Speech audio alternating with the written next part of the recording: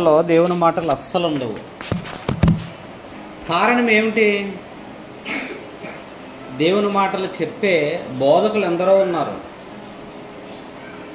భక్తి యొక్క జీవితాన్ని మేము పొందుకున్నామనేటట్లుగా యవనస్తులు ఎంతోమంది ఎన్నో రకాలుగా భక్తి శ్రద్ధల్లో కనబడుతుంటారు. ఇంతమంది సేవకులు చెప్పిన బైబిల్ని పరిశీలన చేస్తున్నప్పటికీ కూడా యవ్వనంలో దేవుని కొరకు నిత్యము బ్రతికే యవ్వనుడు యవ్వనరాలు ఎవరైనా కనబడుతున్నారా? నిత్యము అలాంటి వారు ఎవరైనా మన కంటికి కనబడుతున్నారా అంటే ఎవ్వరూ కూడా కనిపించటం లేదు. కారణం ఏమిటి? మాకంటూ ఇంటి పని ఉంది, మాకంటూ పొలం పని ఉంది, మాకంటూ ఉద్యోగం ఉంది, మాకంటూ చదువులు ఉన్నాయి, మాకంటూ ఎవరు అనేది యవ్వనులే. వీటన్నిటినీ కూడా ఆలోచన చేస్తున్నది ఎవరు? యవ్వనులే. దేవుని పని మాత్రం మాకు ఉంది అనేటట్లుగా ప్రపంచంలో ఏ యవ్వనుడును ఏ యవ్వనురాలు కూడా ఆలోచన చేయలేని పరిస్థితుల్లో ఉండిపోయింది యవ్వనము. మరి దేవుని పని ఉందా అని ఎవరైనా ప్రశ్నిస్తే మాకంటూ దేవుని పని లేదండి, ఏదో వింటాము, భక్తి జీవితంలో కొనసాగుతున్నాం అనేటట్లుగా వారి యొక్క ఆలోచన ప్రకారంగా వాళ్ళు చెప్పేస్తారు.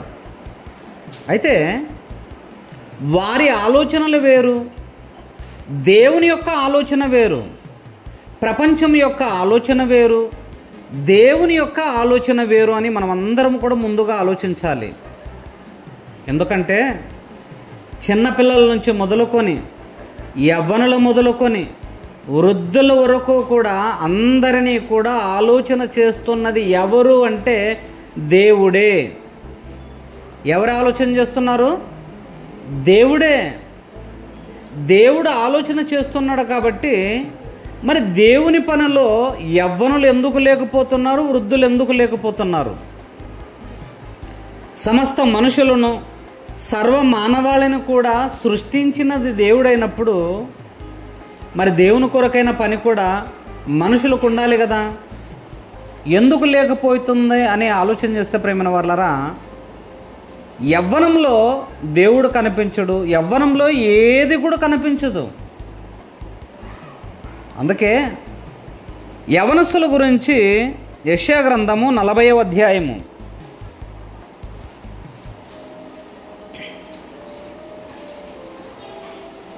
30వ వచనము.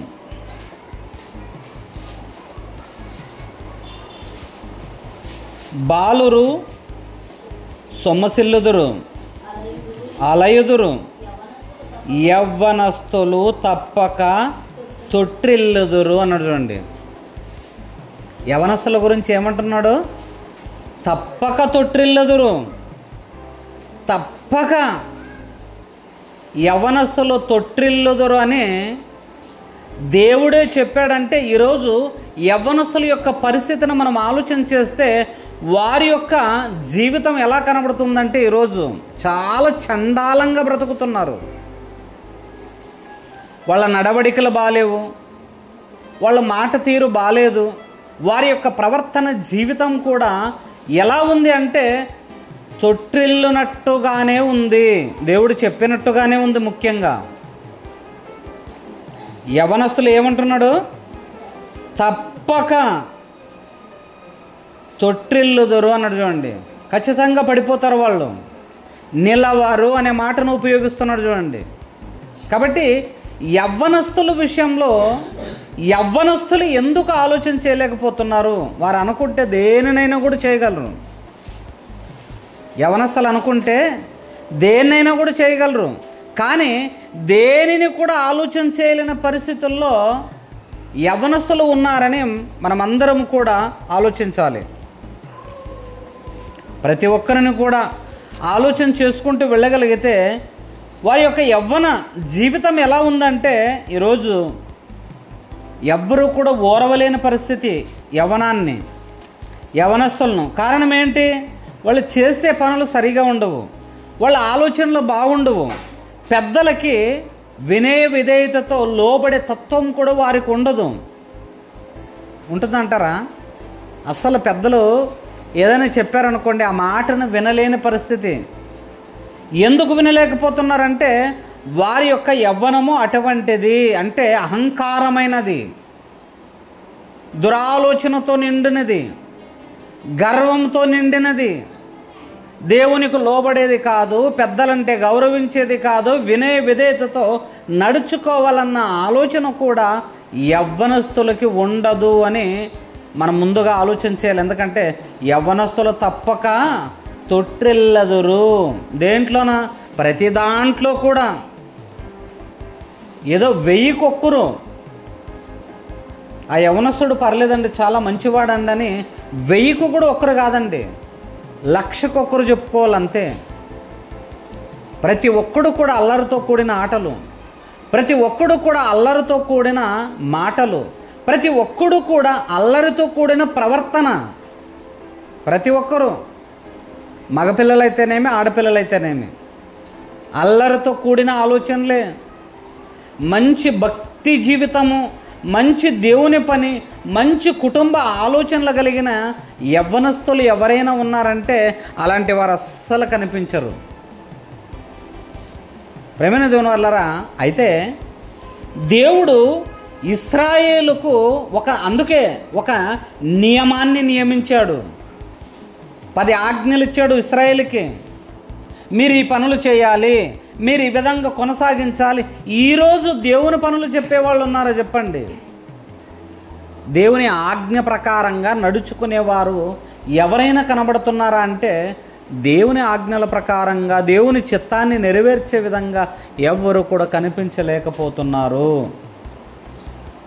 కాబట్టి ఆనాడు ఇశ్రాయేలు కాలాన్ని మనం ఒకసారి ఆలోచన చేసుకోగలిగితే నిర్గమకాండం 24వ అధ్యాయం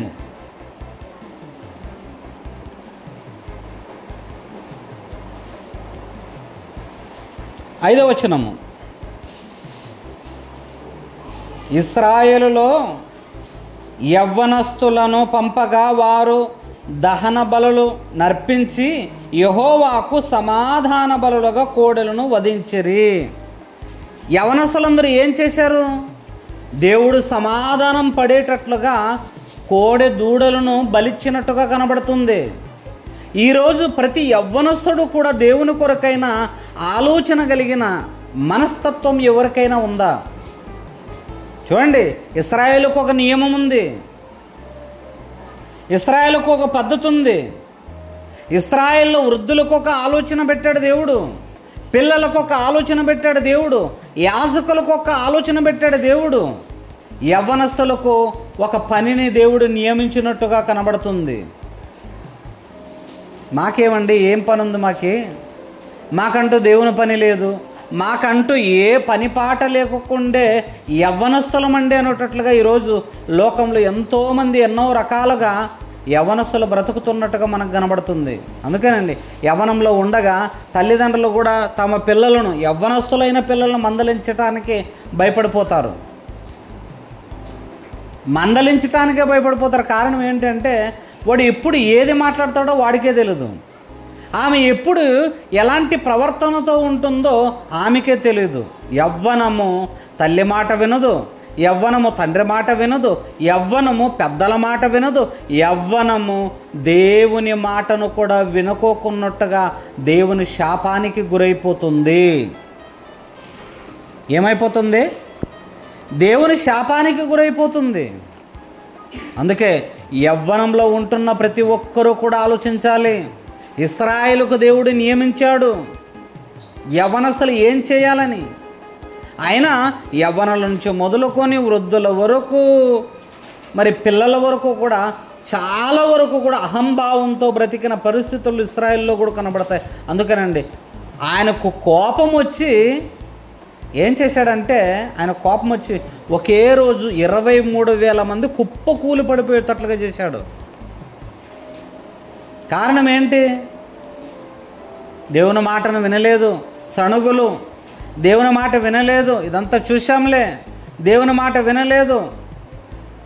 కాబట్టి దేవునికి కోపం పుట్టించి వారు ఏమైపోయారంటే కుప్పకూలి నేల రాలిపోయిన సందర్భాలు కూడా కనబడుతున్నాయి. కాబట్టి యవ్వనంలో ఎలా ఉండాలి అంటే సమాధానము, దేవుణ్ణి సమాధానపరిచే విధంగా ఉండాలి. తండ్రి, నా యవ్వనమును నేను అణగద్రొక్కుకొని నా యవ్వనాన్ని నేను సరిచేసుకునే పరిస్థితి నాకు అనుగ్రహించండి తండ్రి. నేనేం తప్పు చేస్తాను, ఎప్పుడు ఏమైపోతాను, నా ప్రవర్తన జీవితం ఎప్పుడు ఎలా మారిపోతుందో దేవుణ్ణి అడిగే యవనస్తులు కనబడుతున్నారు. చెప్పండి, ఎవరైనా ఎప్పుడైనా ఎక్కడైనా మన ప్రాంతాల్లో దేవుణ్ణి నమ్మిన వాళ్ళే ఉన్నారు. అలాంటి వారు కనబడతారా? కనిపించటం లేదు. కారణము దేవుని భయము లేదు. అందుకేనండి దేవుడు చాలా వరకు కూడా యవ్వనస్తులను గురించి ఎక్కువగా ఆలోచన చేస్తాడు ఆయన. ఎందుకంటే ఆ యవ్వనములో ఒక్కసారి దేవుని పనిలోకి వెళ్ళారనుకోండి, ఖచ్చితంగా అంటే ఎంతటి త్యాగపూరితమైన పనినైనా కూడా ఎదిరించి చేయగలరు దేవుని పని. కాబట్టి దేవుడు యవ్వనస్తుల గురించి అనేకమైన సంగతులు చెప్పాడు. కొన్ని సంగతులు కాదు. కీర్తనల గ్రంథము 129వ అధ్యాయం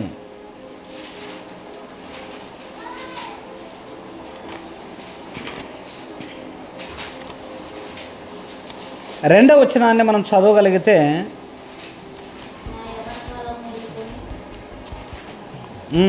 ఏమంటున్నాడమ్మా? నా యవ్వన కాలము మొదలుకొని ఏమంటున్నాడమ్మా? నా యవ్వన కాలం మొదలుకొని నాకు అధిక బాధలు కలుగజేయచ్చు వచ్చిరి, అయినను వారు నన్ను జయింపలేకపోయిరి. ఎందుకు జయింపలేకపోయారు? మొదటి వచనం చదవమ్మా. ఇట్లను, నా యవ్వన కాలము మొదలుకొని పగవారు నాకు అధిక బాధలు కలుగజేయచ్చు వచ్చిరి. నా యవ్వన కాలము మొదలుకొని నాకు అధిక బలము కలుగజేయచ్చు వచ్చిరి, అయినను వారు నన్ను జయింపలేకపోయిరి అంటున్నాడు. చూడండి, ఎవరు ఈ కీర్తన రాసింది? ఎవరు? సొలొమోను గారమ్మ రాసింది. ఎవరు రాశారు? సొలొమోను రాశాడు ఇది. కాబట్టి ఆయన యొక్క యవ్వనంలో ఎలా ఉన్నాడంటే ప్రేమైన వాళ్ళరా, ఎంతమంది ఎదిరించినప్పటికీ కూడా బెదరలేని పరిస్థితుల్లో ఉన్నాడు. దేని ద్వారా? దేవుని వాక్యము ద్వారానే. దేని ద్వారా? దేవుని ఆలోచనల ద్వారానే. దేని ద్వారా? దేవుని యొక్క పరిశుద్ధతలో ఈయన కూడా బ్రతుకుటకు ఇష్టపడ్డాడు. ఎంతమంది ఎన్ని అన్నా, ఎన్ని బెదిరింపులకు బెదిరించినా కూడా భయపడక ఏం చేశాడంటే జంకక ఉన్నాడు. వారు ఏమి చేయలేకపోయిరి, బాధలు కలుగజేసి వచ్చిరి, ఆయనను నన్ను జయింపలేకపోయిరి అంటున్నాడు. చూడండి, ఈరోజు యవనస్తుల పరిస్థితి ఎలా ఉంది చెప్పండి. ఒక పనికిరాని వాడు మరో పనికిరాని వానితో ఒక్క మాట చెప్పాడు అనుకోండి, అలాగే వెళ్ళిపోవడమే.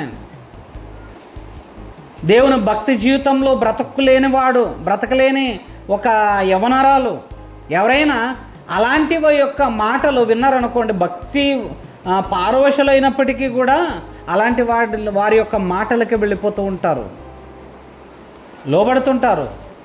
కానీ దేవుని మాటను మాత్రం వినక దేవునిని బాధపరిచే పరిస్థితులు. కానీ ఇక్కడ మనం ఆలోచన చేస్తే ప్రేమన వాళ్ళరా, నిజంగా సొలొమోను గారు ఎంతమంది నన్ను ఎదిరించినా కూడా నన్ను జయింపలేకపోయారు నా యవ్వనములో.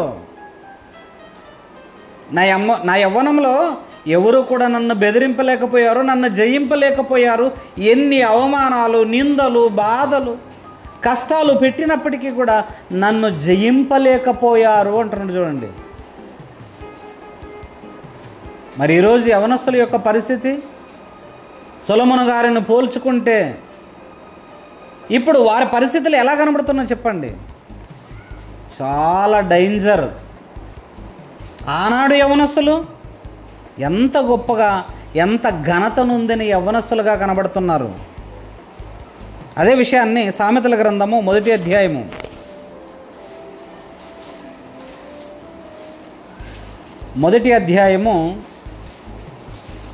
4వ వచనము.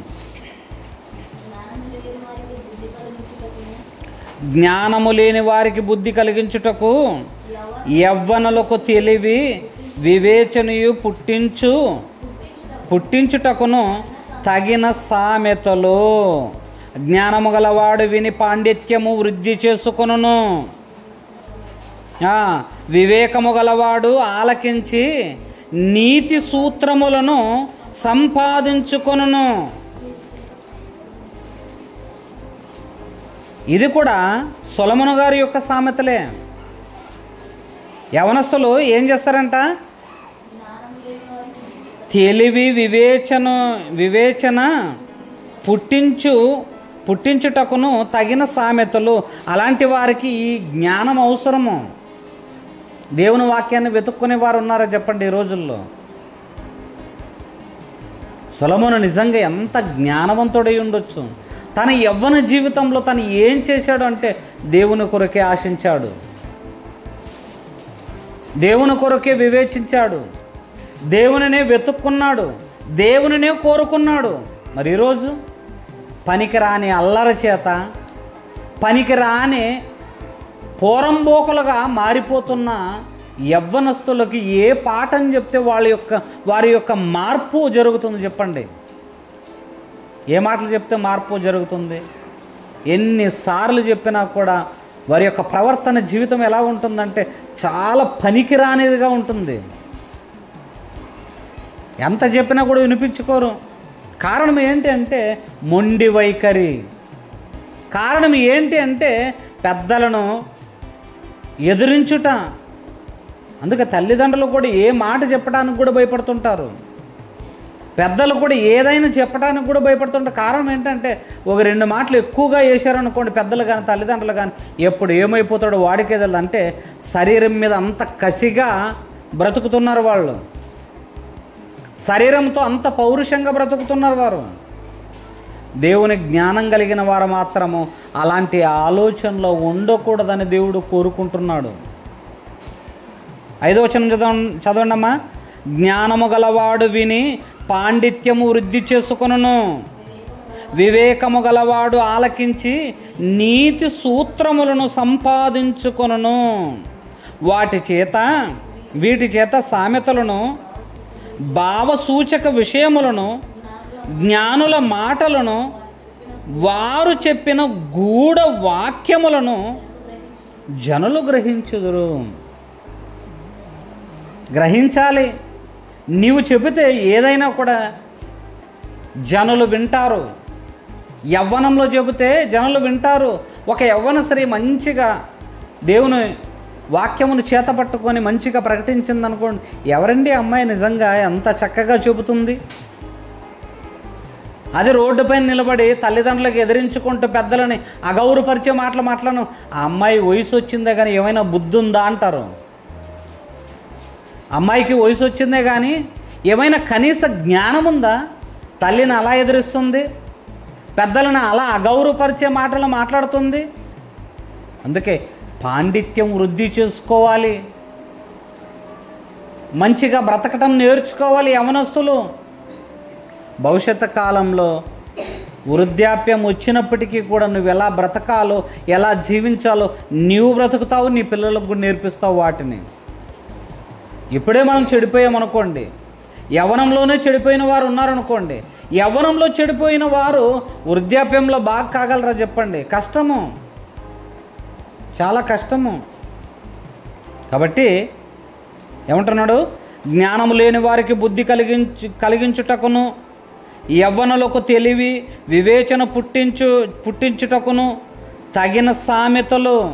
చదవండి, అందుకే ఈ మాటలు చదవండి. సామెతల గ్రంథం అంతా కూడా చదువుకుంటే ఖచ్చితంగా యవ్వనుని యొక్క మార్పు మొదలవుతుంది. సామెతల గ్రంథం అంతా కూడా చదవగలిగితే ఎంత విలువైన మాటలు సామెతల గ్రంథంలో వ్రాయబడ్డాయి అంటే అంత విలువైన మాటలు రాయబడ్డాయి. ఎందుకంటే యవ్వనస్తులకు అతి ప్రాముఖ్యమైన విషయాలు, అతి విలువైన మాటలు. సామెతలు కానివ్వండి, ప్రసంగ గ్రంథం కానివ్వండి, ఎంత అద్భుతంగా దేవుడు వ్రాయించాడంటే తన భక్తుని చేత అంత అద్భుతంగా, అంత గొప్పగా వ్రాయించాడు.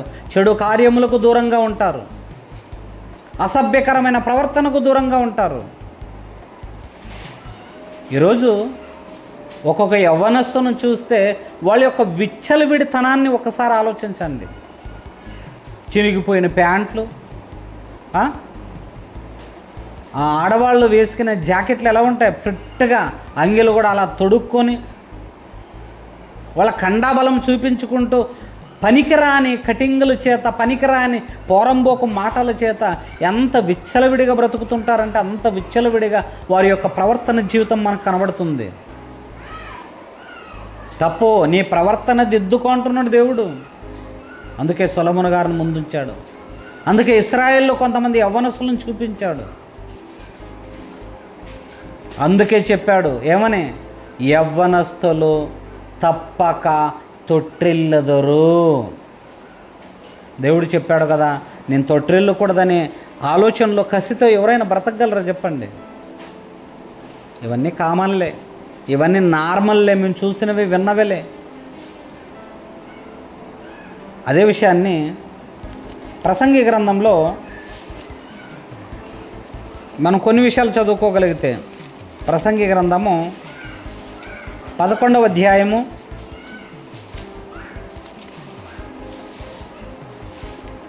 9వ వచనము, యవ్వనుడా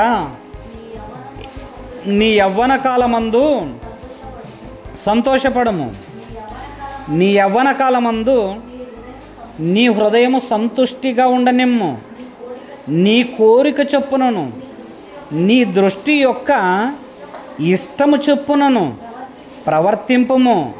అయితే వీటన్నిటిని బట్టి దేవుడు నిన్ను తీర్పులోనికి తెచ్చునని జ్ఞాపకముంచుకొనుము. యవ్వనుడా, నీ ఇష్టం వచ్చినట్లు బ్రతుకు, నీ హృదయము సంతుష్టిగా ఉండనిమ్ము. ఏం చేస్తావో నీ ఇష్టం వచ్చినట్లు చేసి నువ్వు బ్రతుకు. కానీ ఒకరోజు దేవుడు నిన్ను తీర్పులోనికి తెస్తాడన్న సంగతిని మాత్రం మర్చిపోవద్దు.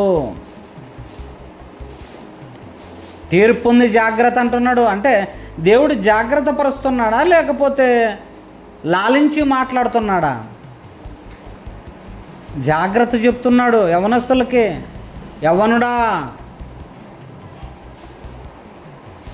నీ యవ్వన కాలమందు సంతోషపడము, నీ యవ్వన కాలమందు నీ హృదయము సంతుష్టిగా ఉండనిమ్ము, నీ కోరిక చెప్పునను. కోరికలు ఎలాంటి కోరికలు ఉంటాయి చూడండి. ఈ సినిమాకి వెళదామా, ఆ సినిమాకి వెళదామా, ఈ బలమైన వాటిని ఎత్తదామా, ఈ బలాన్ని మనము చూపించుకుందామన్నట్లుగా విచ్చలవిడికరమైన బ్రతుకు జీవితాలు బ్రతుకుతున్నారు. అయితే ఏదో ఒక రోజు నువ్వు దేవుని న్యాయ తీర్పులోనికి వెళతావు. జాగ్రత్త. జాగ్రత్త అన్నప్పుడు ఎలా ఉండాలి చెప్పండి? జాగ్రత్త కలిగే బ్రతికే మనస్తత్వాన్ని యవ్వనులు పొందుకోవాలి. యవ్వనంలో దేవుని పని ఉందా అని మనం పాఠం పెట్టుకొని ఈ వాక్యాన్ని వింటున్నామే. యవ్వనంలోనే చేయాలి అసలైన పని. అందుకేనండి ఎక్కడైనా కానీ ఒక గొడవకు వెళ్ళాలంటే యవ్వనస్తులు అక్కడ ఉన్నారనుకోండి, పెద్దలు అప్పప్పుడు అంటుంటారు, ఏమంటుంటారు, వయసు పిల్లలందరూ అక్కడ ఉన్నారు, పెద్ద గొడవ అవుతుంది, ఏం జరుగుతుంది ఇంకతో మన మన పిల్లల్ని తీసుకొని రండి అంటుంటారు. అవునా కదా?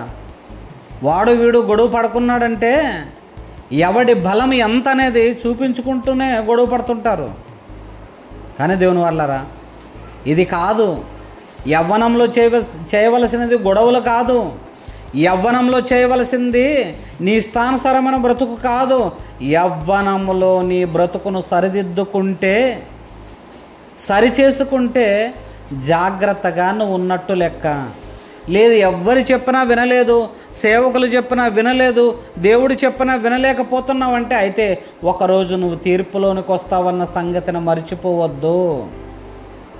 అదే అంటున్నాడు దేవుడు. ఏదో ఒకరోజు నా చేతికి చిక్కుతావు, ఆ రోజు ఉంటుంది నీ ఆట అంటున్నాడు ఆయన. సింపుల్ మాట కాదు ఇది.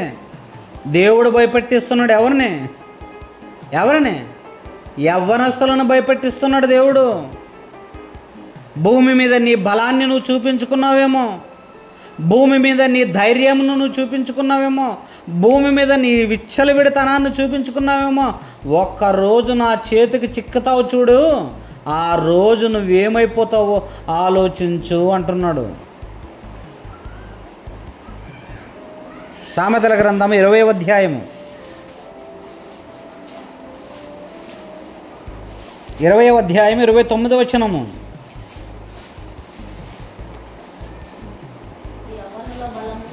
యవ్వనుల బలము వారికి అలంకారము. ఏమంటున్నాడు? యవ్వనుల బలము వారికి అలంకారము. అప్పుడప్పుడు కండలు చూసుకుంటూ తిరుగుతుంటారు, వారి శరీరాన్ని చూసుకుంటూ తిరుగుతుంటారు. నిజమంటారా అబద్ధమంటారా చెప్పండి?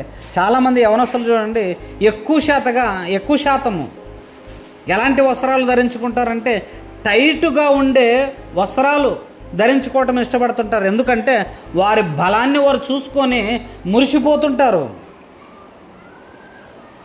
ఆ అలంకరణ చూసుకుంటుంటారు. వాళ్ళు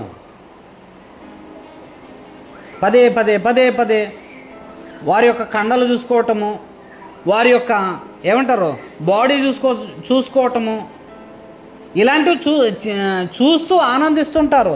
అదే అంటున్నాడు దేవుడు కూడా. ఏమని? యవ్వనస్తుల బలము వారికి అలంకారము. దేవుడిచ్చిన అలంకారాన్ని నువ్వు దుర్వినియోగం చేసుకోవద్దు, దుర్వినియోగం పరచుకోకండి. ఎందుకంటే ఈ దేహమునిచ్చింది, ఈ ఖండాబలమునిచ్చింది దేవుడు. దానిని చూసి మురిసిపోవద్దు. నీ ఒంట్లో శక్తి ఉండగానే, నీ ఒంట్లో బలం ఉండగానే నువ్వేం చేయాలంటే దేవుని పనిలో సాగిపో. నిన్ను సృష్టించింది ఆయన, అది కోరుకుంటున్నాడు. నీకు బలాన్ని ఎందుకు ఇచ్చాడు అంటే నీవు ఆయన పనిలో ఉండాలని బలం ఇచ్చాడు ఆయన. మరి మనం ఏం చేస్తున్నాము? యవనస్తులందరూ ఏం చేస్తున్నారు? ఆ బలాన్ని వృధాగా ఖర్చు పెట్టుకుంటున్నారు. అది తప్పు. ఏదో ఒకరోజు దేవుని తీర్పులోనికి వస్తావు నువ్వు. ఇర్మియా గ్రంథము ముగింపులోకి వెళ్ళిపోదామండి. ఇక ఇర్మియా గ్రంథం 2వ అధ్యాయము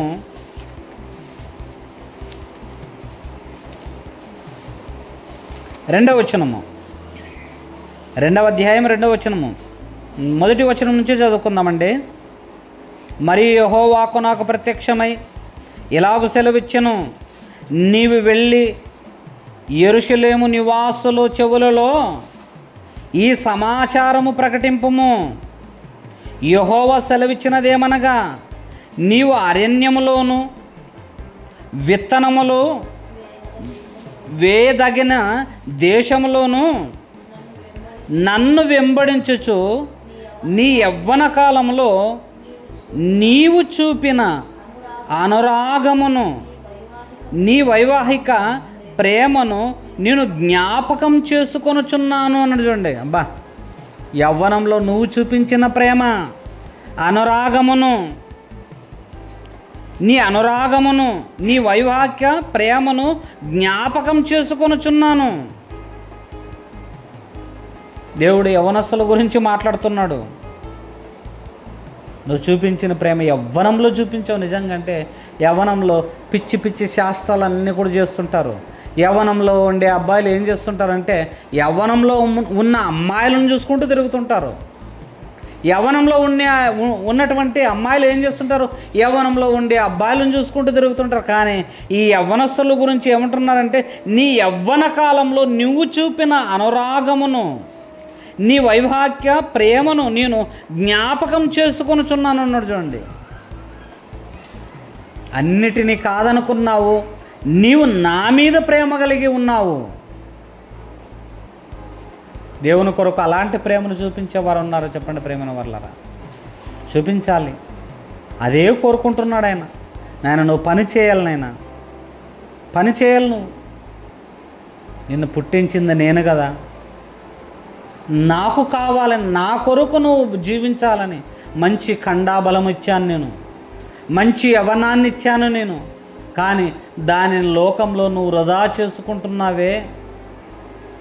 కీర్తనల గ్రంథము 119వ అధ్యాయం, ఇంకా ఎన్నో సంగతులండి దేవుడు. 119వ అధ్యాయము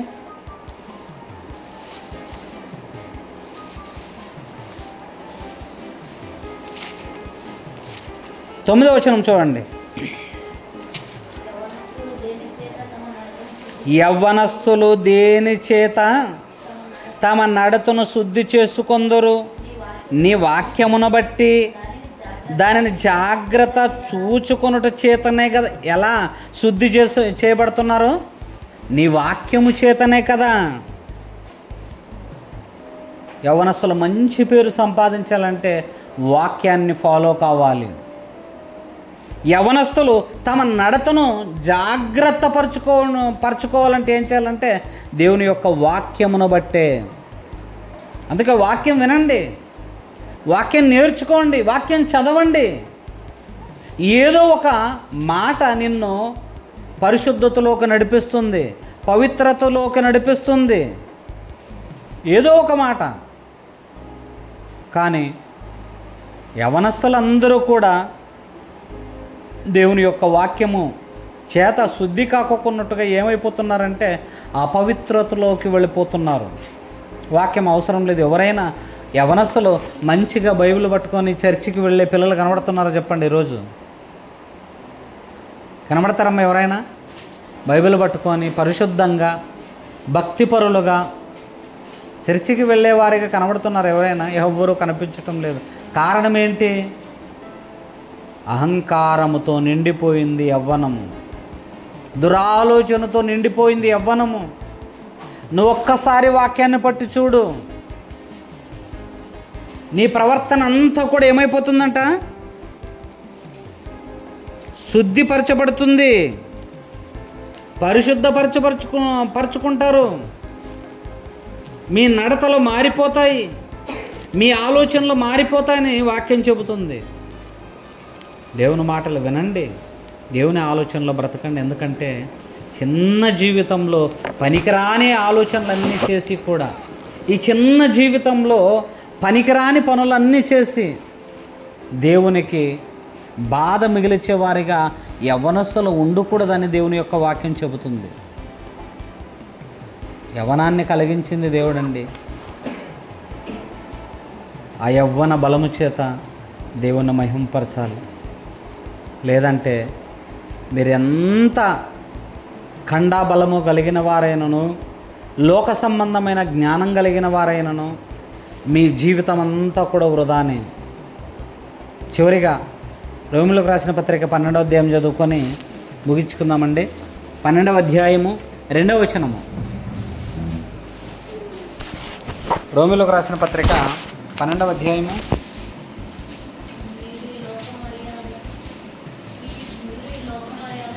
మీరు లోక మర్యాదను అనుసరింపక ఉత్తమమును అనుకూలమును సంపూర్ణమై ఉన్న దేవుని చిత్తమేదో పరీక్షించి తెలుసుకొనున్నట్లు మీ మనసు మారి నూతన మగుట వలన రూపాంతరము పొందుడి అన్నాడు. చూడండి, అంటే మీరు లోక మర్యాదను అనుసరించొద్దండి అంటున్నాడు పైన మొదటి వచనంలో. కాబట్టి సహోదరులారా, పరిశుద్ధమును దేవునికి అనుకూలమునైన సజీవ యాగముగా మీ శరీరములను ఆయనకు సమర్పించుకొనుడని దేవుని వాస్తవాలను బట్టి మిమ్మల్ని బతిమాలుకొనుచున్నాను. ఇట్టి సేవ మీకు యుక్తమైనది అన్నాడు. చూడండి, లోక మర్యాదను అనుసరించద్దండి, పరిశుద్ధమును దేవునికి అనుకూలమైన సజీవ యాగంగా మీ శరీరములను ఆయనకు సమర్పించుకోండి అంటున్నాడు. చూడండి, బలాన్ని చూసి మురిసిపోతుంటారు మన వాళ్ళు, చాలా తప్పు చేస్తున్నారు. దేవునికి విరుద్ధమైన ఆలోచనలు ఇవన్నీ కూడా. అలాంటి ఆలోచనలు ఎవ్వరూ కూడా మీరు ఉండక వాక్యం వినేవారు జాగ్రత్త కలిగి, పెద్దలు చెబుతున్నారంటే జాగ్రత్తగా వినండి. అది మంచి పని అయితే చేయండి, దేవునికి ఇష్టం లేని పని అయితే వదిలేయండి. ఎందుకంటే పెద్దలు చెప్పే మాటల్లో కూడా తేడా ఉంటుంది. మంచి పనులు చెప్పేవారు లేరు ఇప్పుడు, మంచి ఆలోచనలతో నడిపించేవారు లేరు ఇప్పుడు. పనికిరాని మాటల చేత, పనికిరాని ఆలోచనల చేత పెద్దలు కూడా యవ్వనస్తుల పిల్లలు నడిపిస్తున్నారు. వారిని బట్టే సమాజం కూడా చెడిపోతుందని చెప్పక తప్పదు. జాగ్రత్త కలిగి మంచి ఆలోచనల చేత దేవునిలో కొనసాగుతారని కోరుకుంటూ ఈ మాటలు ముగిస్తున్నాం. ప్రార్థన చేసుకుందాం.